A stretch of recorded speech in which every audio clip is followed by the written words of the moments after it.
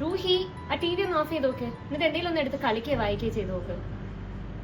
ഇങ്ങനെയല്ലേ നമ്മളിൽ മിക്കരും നമ്മുടെ കുട്ടികളോട് ടി വി മൊബൈലൊക്കെ ഓഫ് ചെയ്യാൻ പറയാറ്. നമ്മൾ മൊബൈലിലായിരിക്കും, പക്ഷെ അവർ സ്ക്രീൻ ടൈം കുറയ്ക്കും.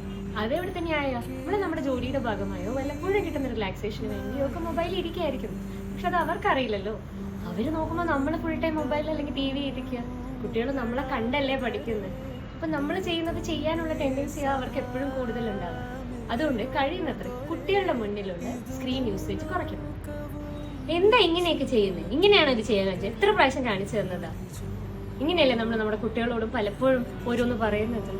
എന്നാൽ അതേ ടോണിൽ അവർ നമ്മളോടൊന്ന് സംസാരിച്ചാലോ? നമ്മളെന്താ ചോദിക്കാം, ഇങ്ങനെയാണോ മൂത്തവരോട് സംസാരിക്കുന്നത്? ഗുഡ് ഹാബിറ്റ്സ് ഒന്നും അറിയില്ലേ?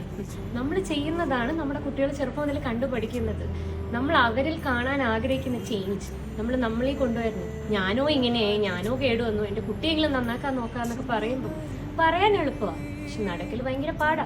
അവര് നല്ല രീതിയിൽ റെസ്പെക്ട്ഫുള്ളി സംസാരിക്കണം എന്നുണ്ടെങ്കിൽ നമ്മളോടല്ല ആരോടും നമ്മളും അത് പ്രാക്ടീസ് ചെയ്ത് കാണിച്ചു കൊടുക്കണം.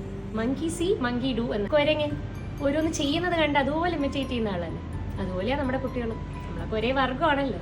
അതുകൊണ്ട് നമ്മൾ അവരെ വഴക്ക് പറയുന്നതിന് മുമ്പ് നമ്മൾ നമ്മുടെ തന്നെ ക്യാരക്ടറും ടോക്സ് ബിഹേവിയർ എല്ലാം ഒന്ന് അനലൈസ് ചെയ്യാൻ നോക്കണം.